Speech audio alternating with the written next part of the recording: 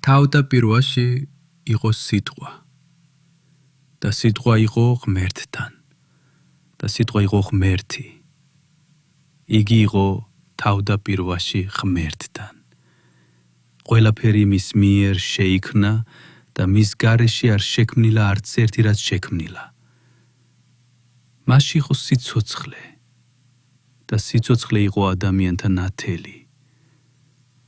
და ნათელი ბნელში ანათებს და ბნელმა ვერ მოიცვა იგი.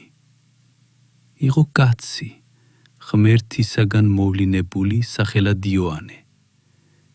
ეს მოვიდა მოწმედ, რათა ემოწმა ნათლისათვის, რომ ყველა მიწამოს მის მიერ. იგი არ იყო ნათელი, არამედ მოვიდა, რათა ემოწმა ნათლისათვის. იყო ნათელი ჭეშმარიტი, რომელიც ანათებს ყოველ ადამიანს მომავალი ქვეყნიერებაზე. იგი იყო ქვეყნიერებაში და ქვეყნიერება მის მიერ შეიქმნა და ქვეყნიერებამ არ იცნო იგი. თავისი მოვიდა და თავისიანებმა არ მიიღეს იგი.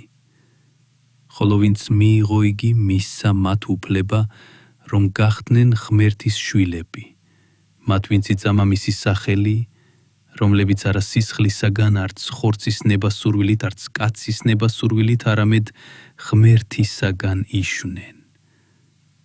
და სიტყვა ხორცად იქცა და დაემკვიდრა ჩვენ შორის და ვიხილეთ მისი დიდება, დიდება როგორც მხოლოდ ჩობილისა მამისაგან,